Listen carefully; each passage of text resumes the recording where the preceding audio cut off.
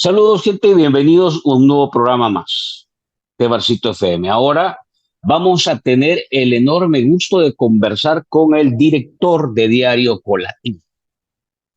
Queremos, la verdad es que estamos cerrando 100 días del ejercicio legislativo y municipal y a un par de días de cerrar los primeros 100 días del ejercicio presidencial. No ha habido mayores cambios en el gabinete. Vamos sobre la tercera fase en materia económica. este, no hay mayores cambios. Hay en realidad una serie de fisuras que empiezan a vérsele al régimen, eh, a la Asamblea Legislativa, a las alcaldías. Y entonces vamos a tratar de hacer una evaluación de cómo está viendo Francisco Valencia un poco el rumbo de la política, a dónde está aterrizando el país y cómo se están enfrentando los problemas de verdad que están asfixiando y apretando a la gente. Francisco, gracias por estar con nosotros y bienvenido al programa una vez más. Gracias, Franklin. Un placer estar en tu programa. Un saludo muy cordial, fraterno para toda tu audiencia. Excelente. Bueno, antes de meternos a los temas, pedirles a todos ustedes de que nos regalen un like, de que compartan y que nos manden sus comentarios, aunque hoy lo vamos a hacer pregrabado. Este programa está siendo ya, lo grabamos un poco antes, pero lo vamos a transmitir hoy en la noche, a la misma hora del programa, pero vamos a darle seguimiento a estos temas, porque sus comentarios en realidad son los que de alguna manera nos van dando la luz de por dónde darle viaje al seguimiento de la agenda y de la dinámica que llevamos en el país. Así que no se olviden de compartir, darle like y usted si va por primera vez llegando a este canal, suscríbase. Bien, chico, básicamente hemos visto un terremoto político pasando este mes de julio y agosto. Y francamente, como que todos los dardos están dirigidos al partido de gobierno, a sus alcaldes, a sus diputados, quienes en este momento siguen, como les digo yo, en capilla ardiente. Y algunos dicen que esto no está llegando a tocar a Nayib Bukele. En general, como has visto, julio y agosto es un poco lo que se esperaba o está rompiendo esquemas en materia política. Bueno, yo esperaría que julio y agosto sean los meses de la primavera para El Salvador, la primavera antibukeliana. Bueno, haciendo para los que no han escuchado ese término, tiene que ver con aquellos movimientos que hubo en el Medio Oriente. Llevaron a deponer muchos sultanes. Gracias a la movilización, la indignación de la gente y el uso fundamentalmente de las redes sociales.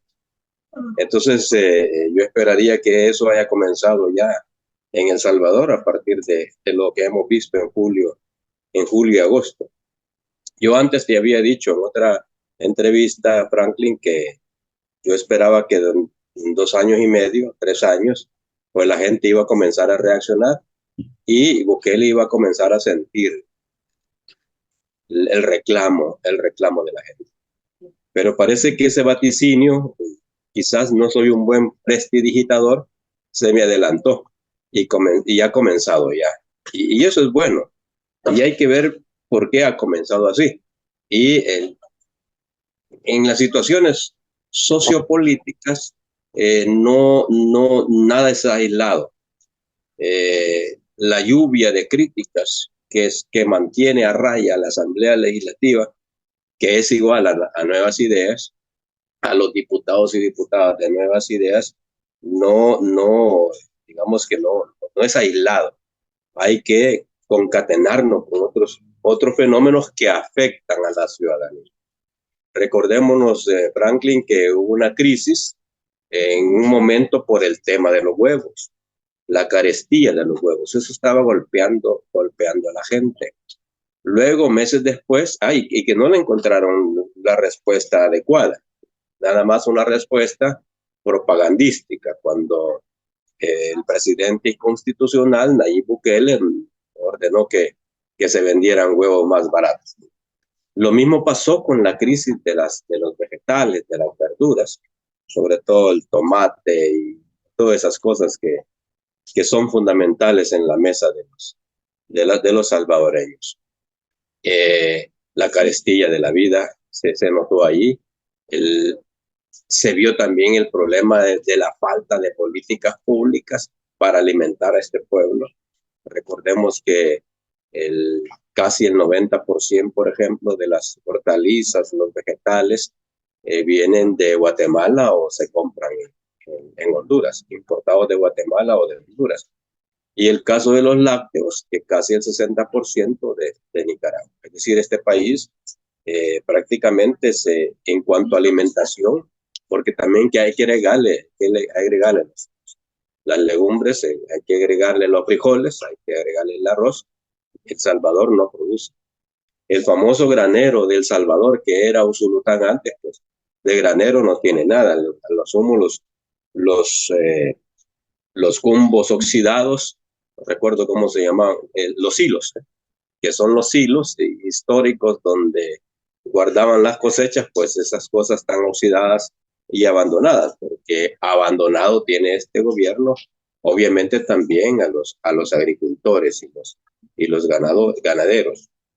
A pesar de que se maneja el discurso que nunca se hizo nada por la agricultura y por ello, por supuesto, la alimentación, no es tan cierto. Quizás no se hizo lo que debió hacerse, pero en gobiernos anteriores, por ejemplo, se promovió bastante el tema de la ganadería. Recuerdo que había un programa incluso que el gobierno le compraba la leche a estos ganaderos para dárselos como alimento a los estudiantes.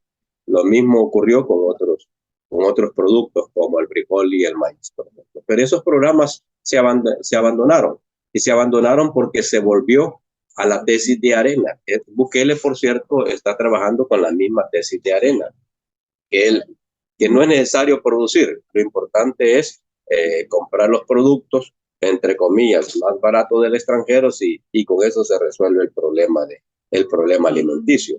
Y recordemos, por ejemplo, ese fue el tratamiento que se hizo en la pandemia, porque el gobierno traía de Sinaloa, México, traía los paquetes para darles o saturar de macarrones a los salvadoreños durante la pandemia. Y a partir de ahí el gobierno vio que era un buen negocio, seguramente para un buen grupo de su gente muy cercana, y abandonaron más el tema de la. Es decir, si es verdad que estuvo abandonado, terminó de rematar la cosa. Y decía que esto es igual que el partido Arena. La tesis de Arena era convertir el país en un país de consumidores. ¿Gracias a qué? Gracias a los 6.000, 7.000 millones de dólares anuales que se reciben de remesas y por lo tanto no es necesario producir, porque aquí hay dinero para comprar. Entonces, esa es la lógica de este gobierno, la misma lógica de Arena. Se parece a lo mismo de siempre, pero pensando en Arena, porque era su tesis y eran sus políticas. Y este gobierno está siguiendo esas políticas. Pero esas políticas ya están afectando a la población y entonces ya hay descontento con ello. Pero el colmo de los colmos creo yo que ha sido hasta hoy el destape de la información de la Asamblea Legislativa.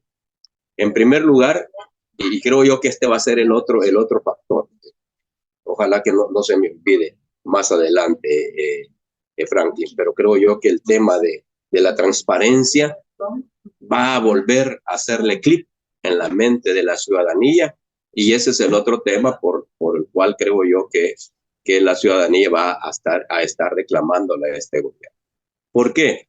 Porque el tema de la intransparencia de este gobierno, que en otro momento lo hemos dicho en tu programa, Franklin, de una forma muy descarada, se les ocurre hacer algo y de repente dice, bueno, y se declara esta información en reserva por 7 años.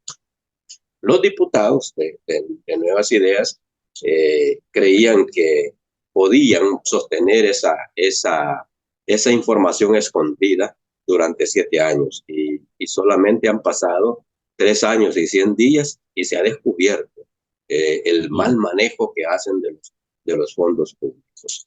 Y eso ha indignado a la gente. Ha indignado a la gente, por un lado, la negativa siempre de los diputados de Arena, de Nuevas Ideas, que de una forma muy descarada negaban que recibían dinero, ¿sí? Y ha sido el propio presidente Nayib Bukele el que sale en una cadena nacional de radio y decir, miren, los diputados, la primera tanda de diputados de Nuevas Ideas recibieron $14,500 y estos que han iniciado reciben $14,500, pero a partir de hoy serán 11,000. El propio presidente viene a decirles, y ya lo sabía, por supuesto, pero el presidente no se había expuesto a aclararle a la ciudadanía que todo era cierto, por dos razones. Primero, porque la gente, si los de Nuevas Ideas decían, esto no es así, la gente se lo estaba creyendo. Pero siempre hay un pelo en la sopa, como decía el mismo Bukele. Y ese pelo en la sopa, obviamente, es la diputada, valiente, por cierto, Claudia Ortiz, porque fue ella la que publicó en sus páginas web el personal que tenía contratado con los $20,000 que la junta directiva de la asamblea le habían asignado. Y claro, a Bukele le dolió que Claudia Ortiz lo publicara y a partir de ahí vinieran toda una serie de reclamos porque a ella le estaban dando $20,000. Claro, como que si solo a ella se los hubieran dado, pero al final se descubrió que se los daban a todos. Y Bukele habló de 14,500 y luego de 11,000, pero la verdad, Franklin, para los amigos y amigas que te están viendo, los que están viendo en este programa, la verdad es que si a Claudio Ortiz le daban 20,000, a los de Nuevas Ideas le daban más. Porque ¿cómo es posible que a una diputada opositora que Bukele la desacredita en el momento que se le ocurre o cuando conviene, le iban a dar $20,000 y a los demás 14,500? No cuadra, no cuadra. Pero bien, ese es otro dato que hay que más adelante va a salir a la luz pública. Pero lo que ha salido es fundamental y es importante. ¿Por qué? Porque la ciudadanía, como te decía antes, ya se dio cuenta que una de las características de este gobierno, además del despilfarro, gracias a que todo lo tienen oculto en reserva, es la mentira. Este es un gobierno mentiroso que comienza desde la cabeza, que es el presidente Bukele, todos sus funcionarios y hasta su último diputado. Y eso creo yo que a la gente le ha causado mucha indignación, y creo yo que esa indignación no va a desvirtuarla con más posteos de diputadas o diputadas como que si fuera que estuvieran en pasarelas. Ya el encanto de esas diputadas de Nuevas Ideas mostrando su estética, su buenos gustos de vestir, y cualquier bobada que han estado exponiendo y la gente aplaudilla admirando esa belleza. Yo creo que a la gente ya eso no lo va a aplaudir.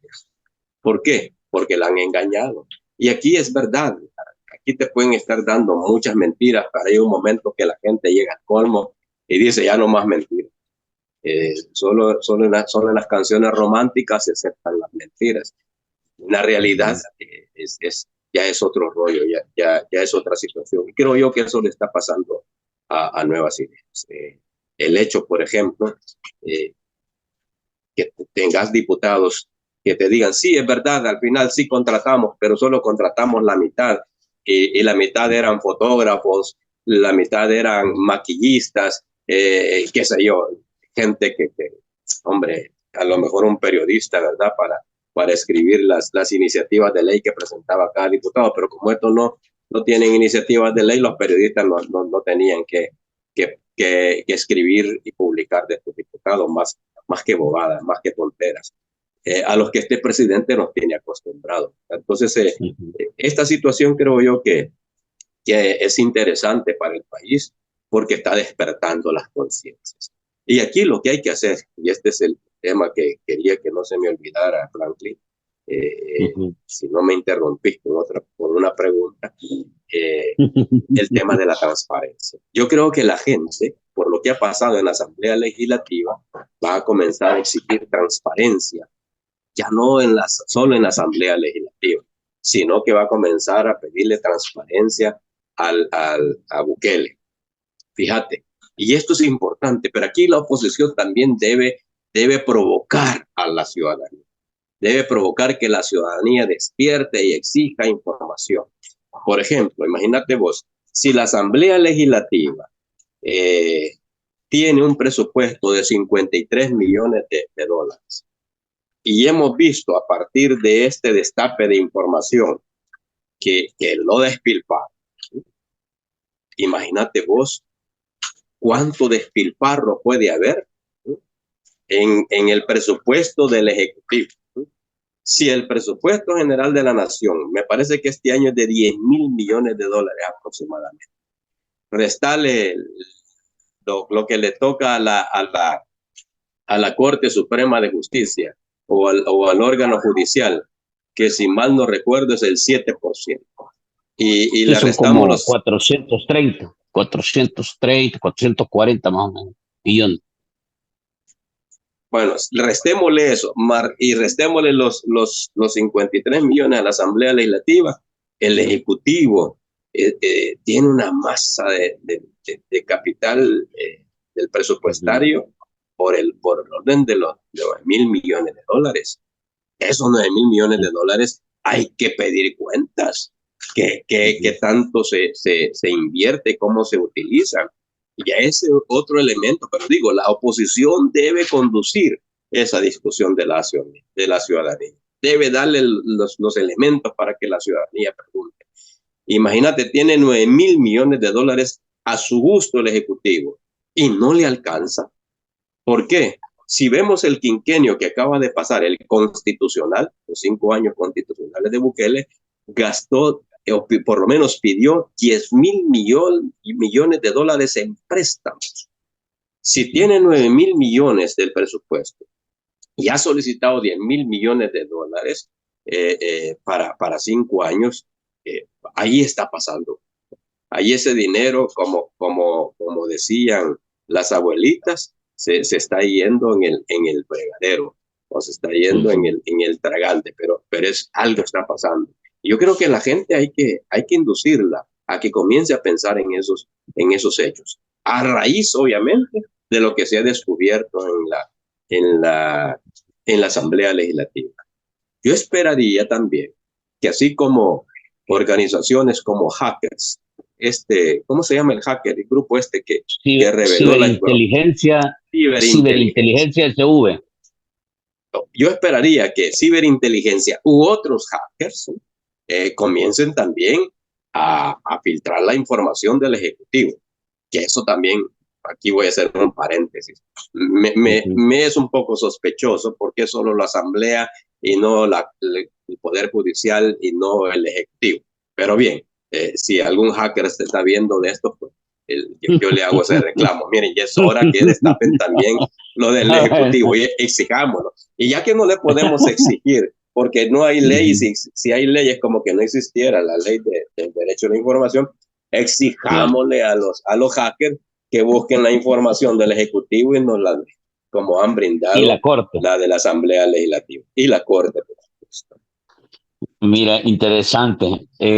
La verdad es que este campo creo que se volvió muy popular, Francisco, igual que el tema económico, porque bañó a sectores que normalmente no están interesados en la política, pero estos llegaron hasta los hogares más humildes, se metieron con el tema. No sé si me estoy dando a entender. Es decir, les interesó, les provocó, les llamó la atención y empezaron a meterse en el tema, a tal punto que en realidad sí me parece que estos dos temas que tú has puesto son los de mayor masividad e interés del ciudadano, porque hay otros temas que son dramáticos también, que generan malestar, pero que no llegan a los niveles, digamos, a donde está la mayor cantidad de la gente, sino que se quedan en planos más intermedios.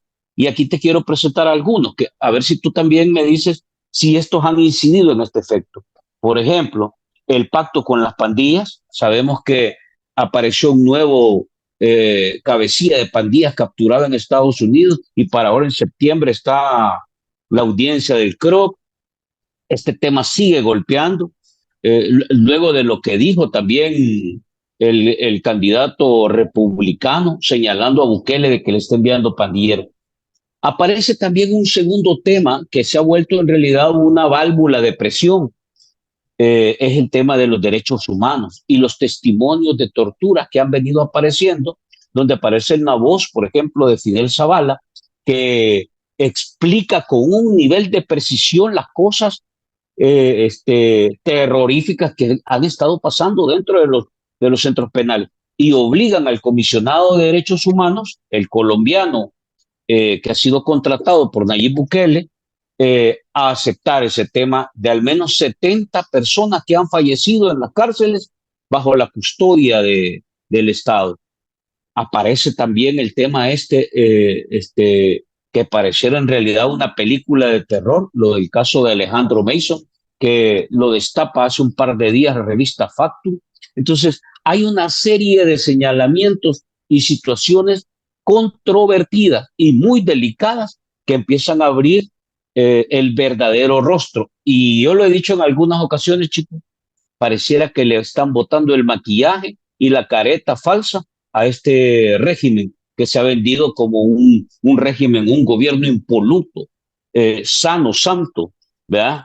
Que todo lo que hace lo hace por el pueblo y ahora empezás a ver cosas distintas. ¿Cómo ves estos temas en este ámbito, digamos, del cambio de la percepción de la gente? No dudo que van a impactar, pero comencemos por el tema de pandillas. El tema de pandillas yo dudo que le haga clic a la ciudadanía, por lo menos momentáneamente. ¿Por qué? Porque el gobierno vendió una muy buena narrativa y es la guerra contra las pandillas y la gente se lo ha creído. El demostrarle a la ciudadanía que digamos que los momentos de seguridad que está viviendo a partir de esta coyuntura del estado de excepción, hace 2 años ya, ¿verdad? Decirle que es producto de un pacto de pandillas, aunque sea así, y se lo demostré y está demostrado, pues está demostrado con la captura del CROC, el otro que acaban de capturar. Bueno, la mayoría, fíjate, la mayoría de líderes de pandillas que deberían estar presos a raíz del estado de excepción y no lo están, los han capturado fuera del país. ¿Qué significa eso? Que antes de poner en marcha el estado de excepción o en los primeros días del estado de excepción, facilitaron la salida de todos los líderes de estas familias. Por eso es que los capturan en México, por eso es que los capturan en Guatemala. Solo Guatemala lleva cerca de 65 o 70 líderes de pandillas capturados. Panamá acaba de capturar un par también. Nicaragua ha capturado otros. Pero la gente no le da importancia a esa verdad. Todavía no logra asimilarla, no logra analizarla. Para la gente lo importante es que ya no están los hipotes que estaban a la entrada del pasaje y le pedían el DUI para que le permitieran entrar. O la señora de la tienda ya está contenta porque no llegue el cipote a exigirle el saldo para el celular o las extorsiones, qué sé. La gente todavía no logra entender que el 70% de los presos que en efecto están relacionados con las pandillas es gente de base. Es gente que incluso actuaba bajo amenaza por vivir ahí, donde vivía el palabrero, donde controlaba el palabrero, esos que eran capaces de descuartizar a cualquiera en las colonias, tal y como se ha evidenciado. Entonces ya la gente no ve eso, y eso obviamente no le importa si hubo o no pacto con las pandillas, con Bukele. Lo importante es que ya no veo esos hipotes ahí en la colonia. Luego hay otro aspecto que creo yo que ese no va a impactar tampoco en una forma inmediata en El Salvador, pero sí en el exterior. Y es el tema de las violaciones a los derechos humanos.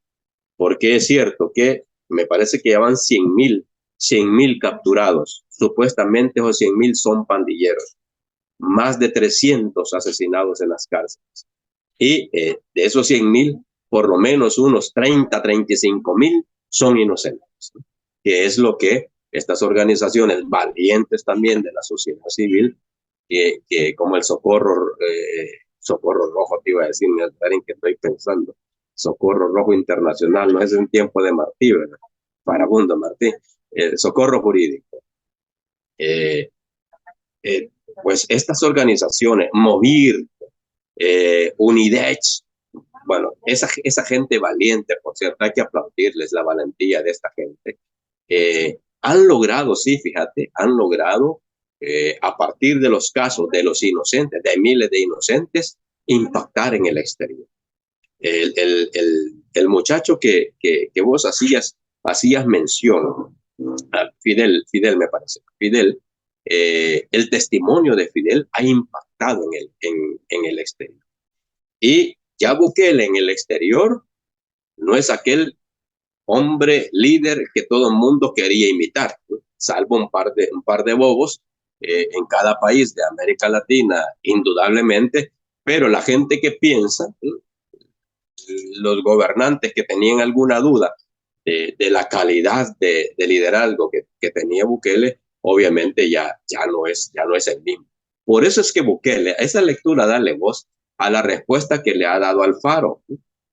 El mismo Bukele en su tweet dice que la fake news del Faro en otros lugares fuera del país no se lo creen y aquí no. ¿Qué te está diciendo eso?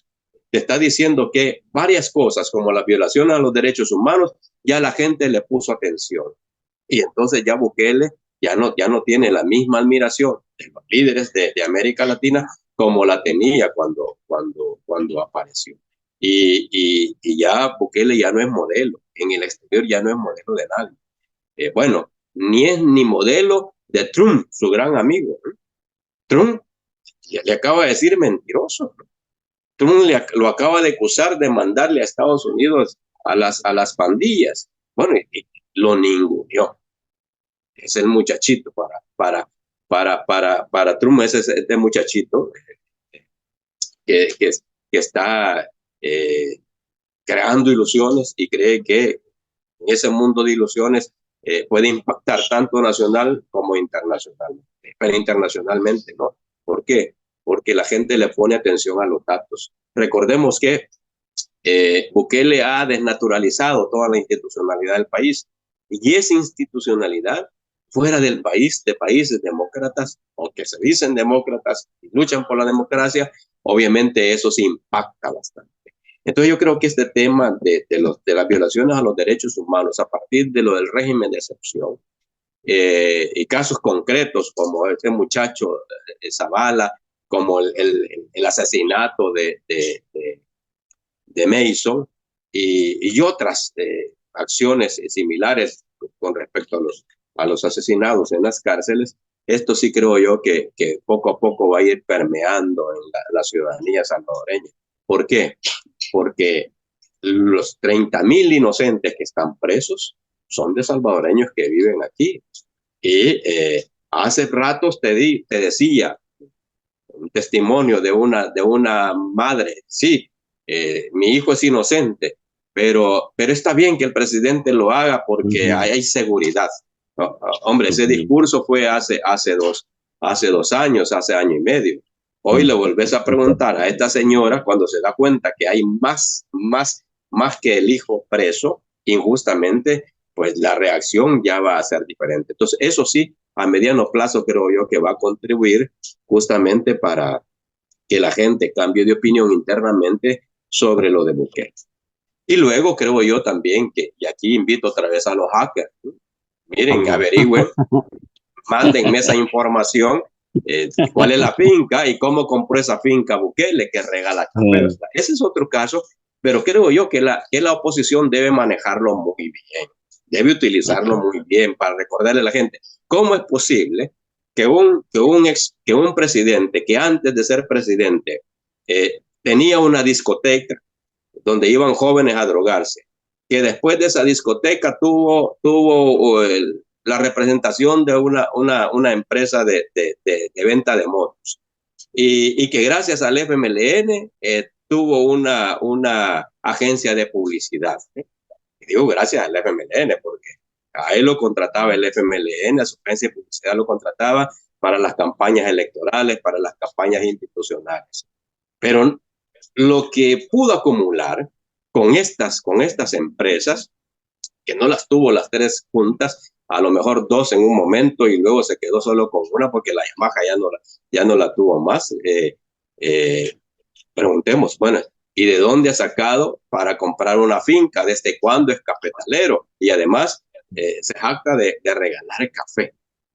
Esa la gente comencemos a bombardearla para que cuestione eso, porque, y aquí yo creo que hay que unirlo con lo que dijo el presidente de Ecuador, Noboa.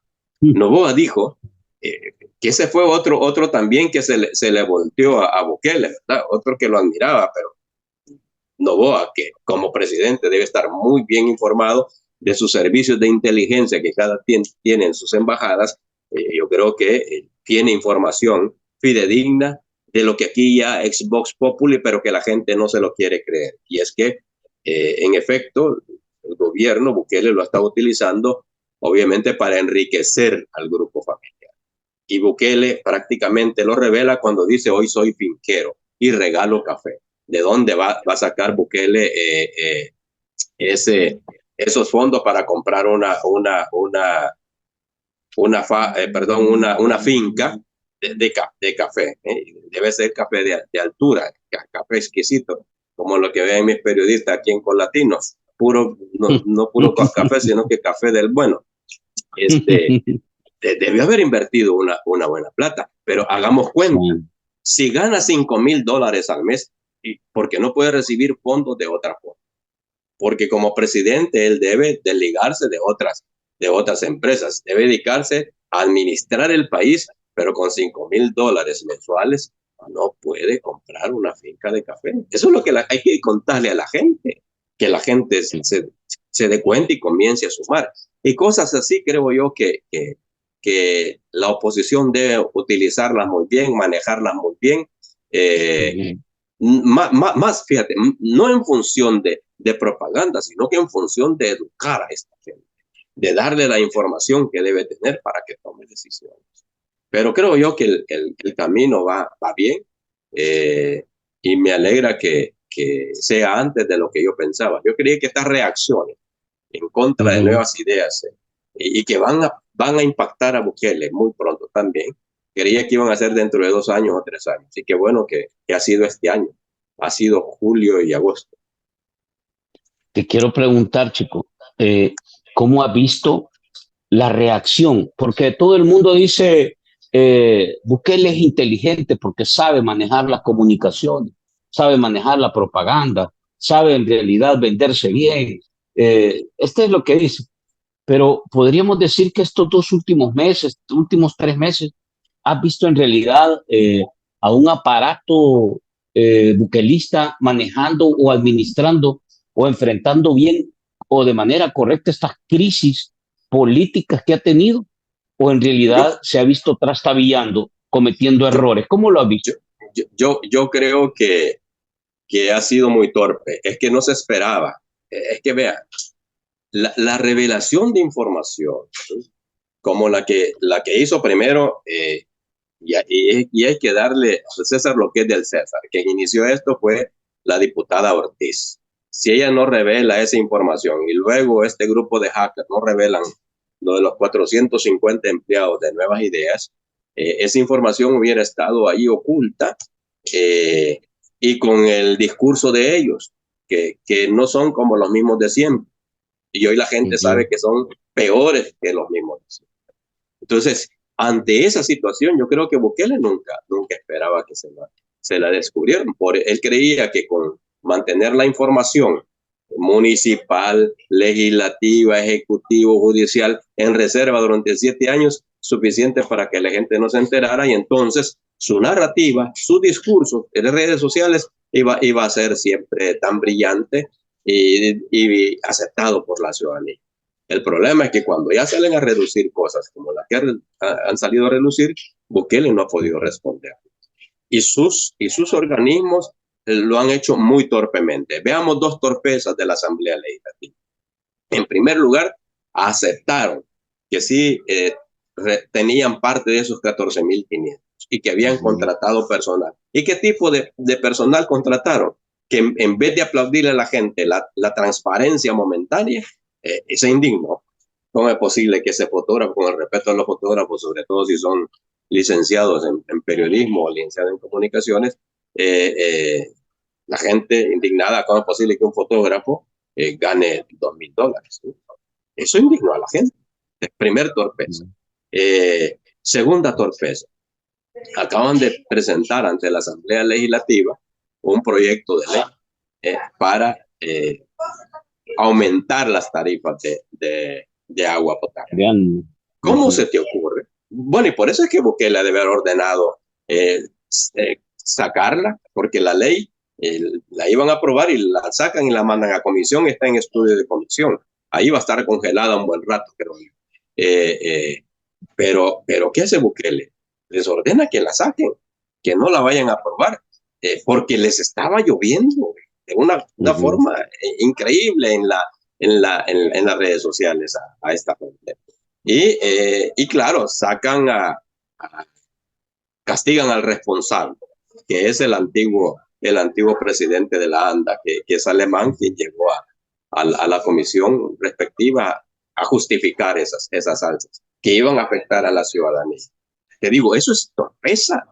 Una asamblea que acaba de estar en el ojo del huracán y que no sale de ese ojo todavía, viene y mete otro tema que es sensible ante la ciudadanía. Porque para otros, que de $2, de $2.50, etcétera, se aumenten a $3.50, el impacto es grande para muchas familias de este país. Si no, veamos los salarios a una familia con un salario mínimo que te aumenten $1 en eso, más el aumento que tenés en los huevos, más el aumento que tenés en los vegetales y toda la canasta básica. Hoy la canasta básica anda por los $264. Hombre, a la gente le va a indignar que le suban 5 centavos. Fíjate bien la derecha cómo aprovechó cuando Sánchez Serén puso un impuesto que ellos le quisieron llamar de otra forma, los famosos 5 centavos a la telefonía. Imagínate vos cómo reaccionó la gente en aquel momento. Si casi le dan fuego a casa presidencial por esos 5 centavos. Y las empresas que estaban a favor de la derecha, cuando te mandaban el recibo, más los 5 centavos del impuesto, te lo recalcaban. Bueno, imagínate, si 5 centavos para telefonía, que no debería ser, bueno, eso, yo puedo vivir sin teléfono, y la ciudadanía debería pensarlo así, pero no, 5 centavos les dolió y reclamaron. Y ahora venís y le decís, le vamos a aumentar $1 al recibo del agua. No, hombre, eso impacta. Y más que todo lo que dicen estos, bueno, y estos están despilfarrando el dinero con la Asamblea Legislativa, etcétera, la gente se indigna. Entonces, ves respuestas torpes de la Asamblea. Jamás debieron haber proyectado eso. Ahora, ¿pero qué pasa? Aquí voy a tu pregunta. Yo creo que Bukele no está preparado para eso. Hay cosas que sí les puede dar salida. Incluso a lo del Faro, ayer quiso darle salida, pero no creo que haya tenido el impacto que él esperaba. El deseado. ¿Por qué? Porque es verdad que las investigaciones del Faro son digamos, rigurosas. Muy rigurosas. Entonces, quienes le vienen dando la trayectoria al Faro, él lo logra. Pero luego el presidente Bukele, que se tome la molestia para responderle al Faro, y él mismo dice que que casi nunca lo hace, pero en este caso sí. Y luego recordemos que el Linker ha estado también en unas En el situaciones banquillo de los en el acusados. banquillo de los, tal vez no de los acusados, pero sí de los señalados por la Eh, opinión pública de eh, corrupción. Entonces salió justamente a defender a alguien que la gente creía que era corrupto, pero antes, fíjate, el discurso de la gente antes era, no importa que roben, si robaron los demás. Ese era el discurso de antes.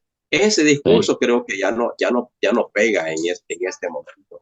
De ahí que creo yo que Bukele está todavía entre la espada y la pared. Creo que su capacidad, su inteligencia, su buen uso de las redes sociales no le da para enfrentar situaciones de crisis. Eh, bueno, los estudiosos siempre hablan de mesas de crisis. Yo creo que Bukele nunca pensó en una mesa de crisis porque muy torpe están actuando. uh-huh.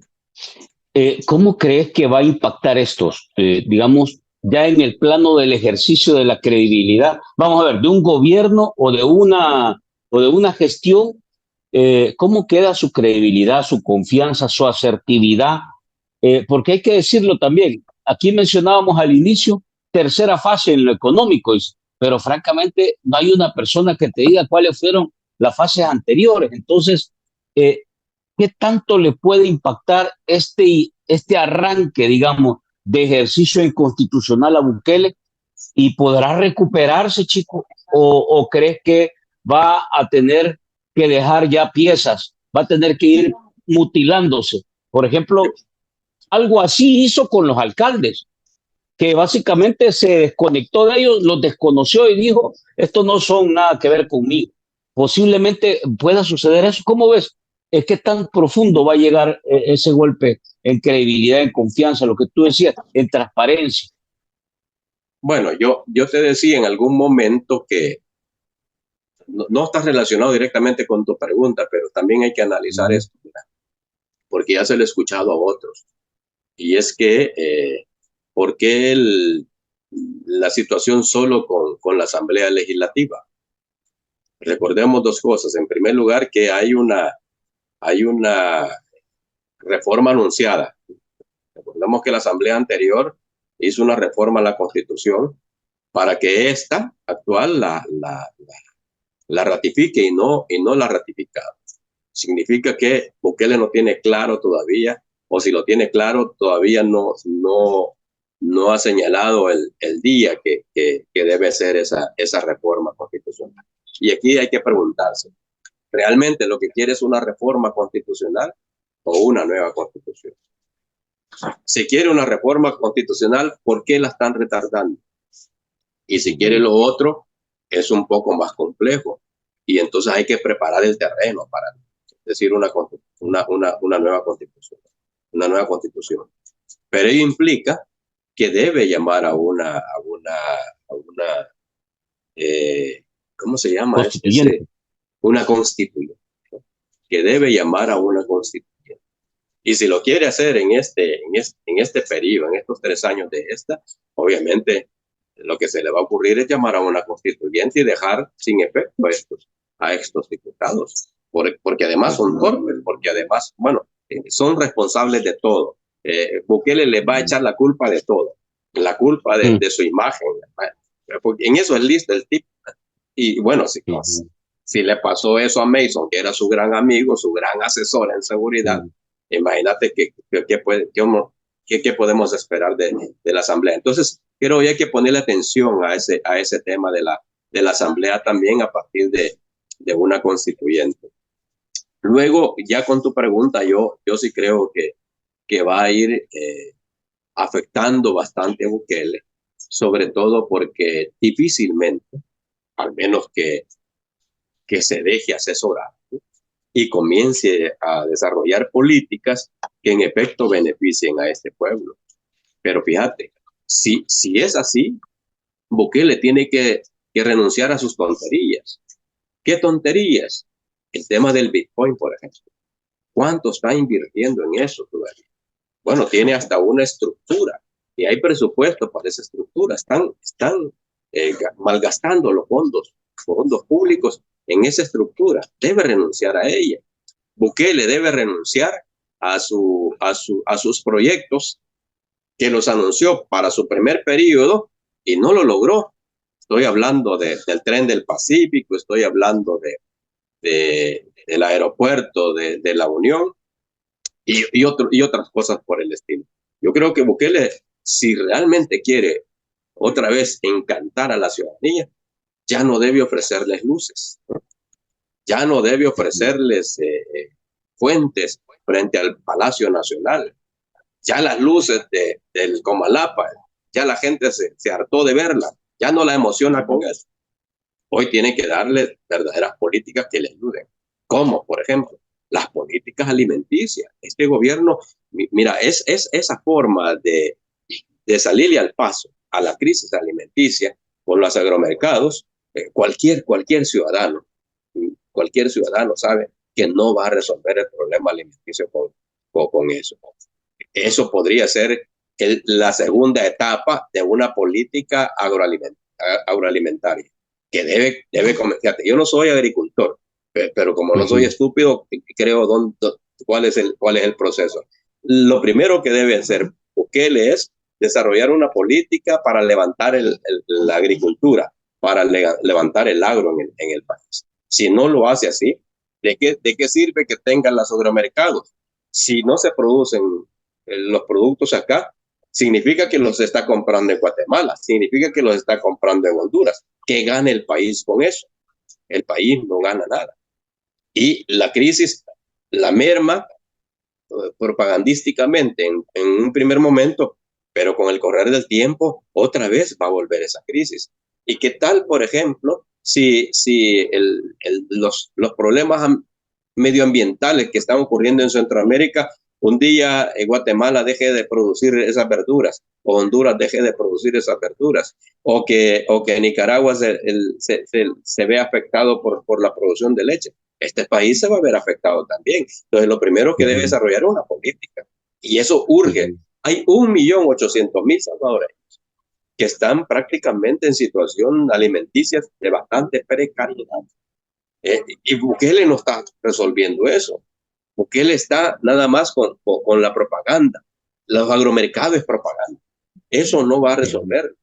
Eso sí podría ser en la cadena el segundo punto, para facilitar, para que el campesino que produce pueda distribuir sus cosechas, pero no resuelve con eso. Luego hay otras cosas importantes. Mira, ayer, ese es otro detalle que tiene que ver con que poco a poco la gente se la va a ir quitando el miedo. Ayer un dirigente, ayer fue, ¿qué día? Hoy es viernes, ayer jueves, hubo un dirigente de bases magisteriales, dijo en un programa televisivo, en primer lugar, se sinceró, dijo que los gremios de docentes no salen a reclamar, no salen a denunciar porque tienen miedo. Ese es otro tema que hay que explotar también. La gente tiene miedo, pero pese a que tienen miedo, revelan cosas importantes. Por ejemplo, ayer, Acetino, un dirigente de bases magisteriales, informó dos cosas que son espeluznantes, que ya lo sabíamos, pero que te lo diga un dirigente gremial de educadores, eso es diferente a que lo esté diciendo Claudia Ortiz, o que lo diga X diputado de oposición. Si te lo dice un docente, dice, mire, el gremio de docentes está abandonado, la educación en este país está abandonada, las escuelas están abandonadas. Nosotros publicamos una foto, por cierto, de una escuelita de Ana Moros, que en el 2023, a principios de 2023, iba a estar renovada. Pues a principios de 2023, la escuelita le quitaron el techo, la destruyeron toda, hoy está con montarrascales, y esa escuela nunca la remodelaron. ¿Por qué? Y lo dijo ayer el dirigente gremial, porque la empresa que estaba en la remodelación, el gobierno nunca le dio el primer pago para la obra. Entonces la obra quedó abandonada. Y esta es una nada más de tantas escuelas que están abandonadas, de niños que están recibiendo clase arrimados en las fincas, en las casas de las fincas o en las comunidades. Te digo, esto también es impactante. Bukele, si anunció hace 2 años que iba a destinar $1.000 millones para reparar una escuela diariamente, si quiere que ganarse a la gente, tiene que hacerlo ya, pero para eso tiene que renunciar al despilfarro y de verdad tiene que comenzar a trabajar en eso. Y luego el tema de la salud. Y si mira, ya la gente se está hartando de la propaganda. ¿Por qué? Sí. Porque vas a la unidad de salud, te dan un par de medicina y la otra la tenés que comprar. ¿Sí? O simplemente te dicen, venga después. Se suponía que con las autoridades actuales de salud o con este gobierno, la gente para sus, por ejemplo, sus citas iban a ser inmediatas. Vos estás con un cáncer, ¿sí? O encuentran algo ahí, te van a operar y te dan 7 meses para que llegues a la operación. En los 7 meses te puedes morir. Eso es lo que está pasando en este gobierno. Claro, lo que le han dicho a la gente es que si dicen algo, lo van a echar. Entonces la gente está con miedo, pero el miedo va a superarse. Y eso es lo que me gustó de Paz Tino. A pesar de que aceptó que hay miedo, ha revelado cosas que creo yo que la ciudadanía sabía o se la habían contado y no lo creía. Pero cuando vienen de voces como esta, que no son los opositores políticos los que lo dicen, la gente se lo cree y entonces un nuevo reto para el Bukelino. ¿Cómo va a responder Vamos a a esta ver, situación real? ahí voy. Para ir cerrando, chico, un poco cuál es el escenario o los escenarios que se ven. Bukele y el régimen, digamos, tiene problemas ya de credibilidad, de confianza y de imagen. Es el primer punto que tú has planteado. Segundo es que en realidad la gente no ha percibido que los temas se han resuelto. Igual las obras, pues ahí metemos las obras y los temas. No se están abordando concretamente. Pero aquí tenés un tercer gran elemento y que básicamente es una negociación que está a media y es la condición fiscal en que está el Estado, este gobierno. Y se habla ahora de un acuerdo con el Fondo Monetario y un ajuste que va a tener que hacer. De hecho, ya se ha empezado con el tema de los despidos. Cientos de despidos, se habló de 600 en cultura, ayer hablaron de 900 en la Asamblea. Asamblea Legislativa, que hay gente que dice que no cree, que es más maquillaje para tratar de bajarle la presión a la que han tenido. Pero francamente, un ajuste del tamaño que está planteado le pone una condición muy, muy complicada a un gobierno que vaya perdiendo peso, confianza, credibilidad y popularidad.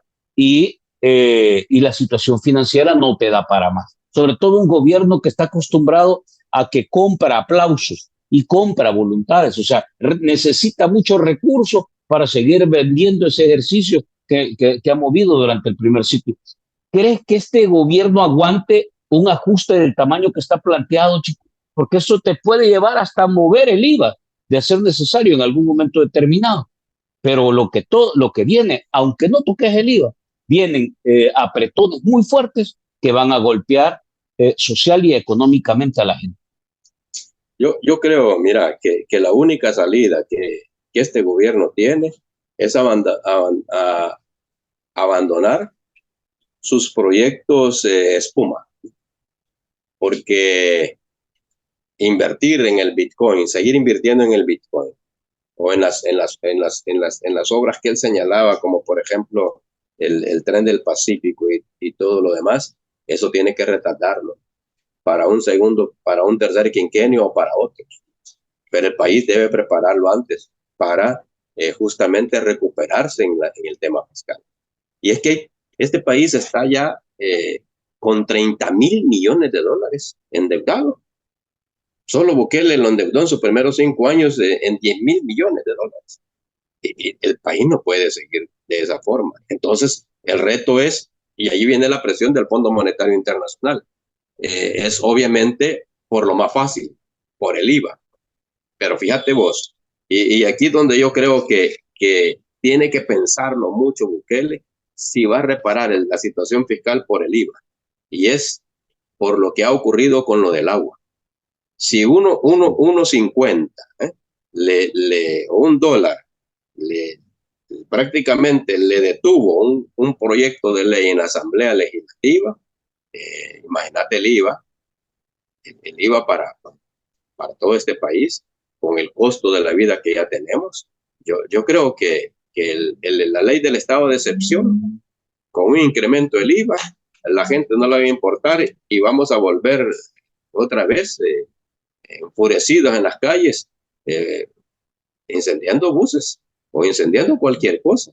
Yo no creo que la gente se aguante más, porque hasta hoy, digamos que el tema de la medicina amarga, la gente lo ha aceptado porque no le ha impactado en demasía, creo.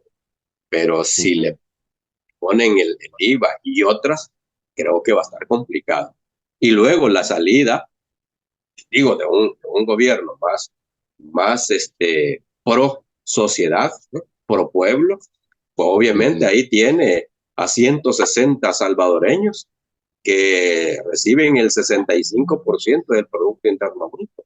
Ponerle un impuesto a esta gente es la mejor salida y la principal salida, pero obviamente no creo que Bukele se anime. No creo que Bukele se anime. Entonces, la tiene difícil. Creo yo que debería Bukele hacerse de buenos asesores económicos, pero no aplaudidores. Tiene que buscarlos de la oposición. Así como él anunció, acordate. Yo recuerdo que cuando era candidato decía que iba a llevar a la oposición en puntos claves, transparencia, derechos humanos, y no recuerdo qué otro. Hasta hoy solo ha llevado aplaudidores. Pero creo yo que para salir de la crisis, que la crisis económica, el tema fiscal del país, tiene que buscar verdaderos asesores, gente que sepa y que le ayuden a buscar la salida. Porque los venezolanos no creo yo que le ayuden. Los otros círculos de aplaudidores no creo que le ayuden, porque ellos están en una burbuja, la burbuja de la virtualidad. Y la burbuja de la virtualidad no te soluciona problemas reales como el tema fiscal o la alimentación de la gente. Está difícil eso, no lo veo yo, porque Bukele necesita tener a la par por su estilo, digamos, por su forma y su forma, su diseño de pensamiento que hemos visto estos 5 años. Él necesita a la par aduladores, salameros y sumisos y obedientes. Bueno, Alguien que le cuestione, chico, alguien que le cuestione y le diga, mire, eso no es correcto, es ilegal, va preso o algo por el estilo. Está jodido. Mira, eso que está planteando, pero bueno. Pero por lo menos que haya algún aniceto y que le diga, yo te lo dije, chero. Pues sí. Mira, vamos a ver. Hoy sí, para ir cerrando ya con esto, ya cerremos ya. Quisiera una reflexión final. ¿Qué ves para el otro año de cara a estas voces críticas que han querido y han venido demandando cambio? Si se están abriendo estos escenarios, ¿ves de cara al cierre de este año o al próximo año la posibilidad de que se pueda ir remontando e ir creando, digamos, un equilibrio de pesos políticos para empezar a tener, digamos, una dinámica política distinta a la que hemos visto por lo menos estos 5 y este año 6 con el ejercicio de Bukele? Yo creo que hoy que la gente ha comenzado a reaccionar y es capaz de indignarse por cosas contra el partido de Nuevas Ideas y en alguna medida, aunque sea indirectamente, contra el buquelismo, yo creo que el reto y el llamado a la vez es para la oposición, que comiencen a hacer verdadera oposición, que logren también meterse entre la ciudadanía, que la ciudadanía los acepte, pero con planteamientos serios, ¿no? Que la gente no se dé cuenta que lo que quieren es embobarla para después pedirle el voto, sino orientarla, educarla, informarla para que reaccionen ante diferentes coyunturas. Ya la coyuntura electoral llegará en su momento, pero por hoy no es eso lo que este pueblo necesita. Este pueblo necesita conducción.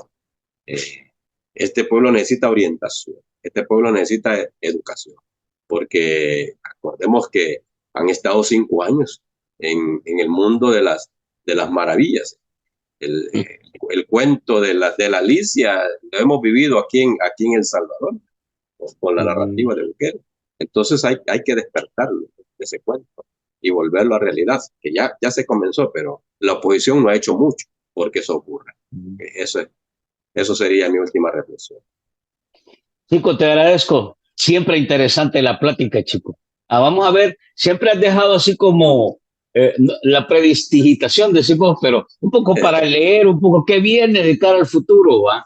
Hoy crees que esto que hemos hablado, crees que puede ir arrancando. ¿Ves en realidad una oposición o ves actores que empiecen a reflexionar, a mostrar más humildad, no, a abrirse a la gente? ¿O los ves todavía encasillados en sus temas?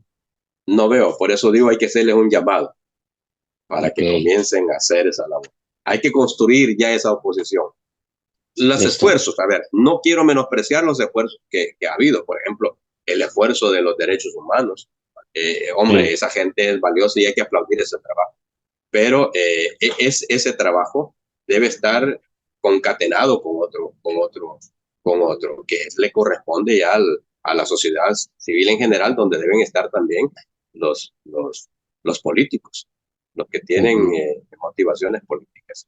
Hay que crear un buen grupo crítico y que aparezcan también personajes con credibilidad para que la gente tenga esperanza. Hay que darle esperanza a este país. Vaya, chicos, sí. Cerramos. Gracias, chico. Un abrazo. Okay. Feliz viernes. Un abrazo. Gracias igual. Un abrazo para todos y todas. Listo. Nos quedamos entonces hasta acá con Chico. En realidad ha sido una plática muy buena. Fíjense bien. Hemos conversado sobre este rumbo, esta dinámica, esta agenda que en realidad se está montando, que prácticamente ha nacido, esto yo diría que ha nacido desde la misma ciudadanía, de ese malestar natural. Aquí creo que ha habido muy poca mano, digamos, de actores políticos. Esto ha sido más natural, es más ciudadano, más el sentir de la gente. Y por eso, cuando son así las cosas, por eso es que son tan potentes, tan fuertes, que logran hacer que políticos que en realidad hace 3, 4, 5 meses sudaban arrogancia y prepotencia, ahora vayan hacia atrás y se queden en una esquina silenciados, tratando de que en realidad ya no les tiren demasiada crítica. Eso solo lo hace cuando hay en realidad un sentimiento natural de la gente. Y esto es lo que en realidad creo que ha estado pasando en algunos temas con mayor fuerza y en otros temas con menor intensidad. Pero bueno, está empezando a suceder. Hay una serie de situaciones que están provocando este tipo de malestar en la gente, capturas que se han visto. Lo que vimos en el caso de San Miguel, donde capturaron al doctor o al estudiante de medicina que está becado en la Universidad Nacional y a su mamá sin razón alguna y estuvieron varios días detenidos, simple y sencillamente porque un policía se le ocurrió. Entonces, este tipo de cosas molestan, generan un malestar y empiezan a producir o a reactivar ese hartazgo de la gente por esa política que prácticamente sigue siendo política vieja, prácticas viejas, desusadas y que dentro de o detrás de ellas hay en realidad interés de enriquecerse, de seguir manipulando los recursos, beneficiarse y este tipo de cosas de las que hasta el mismo actual presidente de Ecuador ha hablado. Bien, nos quedamos hasta acá. Esta ha sido una semana en realidad de evaluación, de valoración. Veamos qué nos ofrece la próxima semana y en realidad hay que estar pendientes. Nos quedamos hasta acá. Les agradezco por haber dado like, por compartir y por suscribirse a este canal que les recuerdo lo que el propósito principal que en realidad nos mueve, es contrarrestar la desinformación y combatir la manipulación. Necesitamos que la gente tenga acceso a información más real. Hay que bombardearlo también con noticias reales. Y por eso es que necesitamos que canales fuera de los intereses comerciales en realidad tengan la posibilidad de hacerle llegar otro tipo de contenido para que usted reflexione y empiece a ver las cosas como de verdad son. Bueno, abrazos y nos vemos hasta la próxima.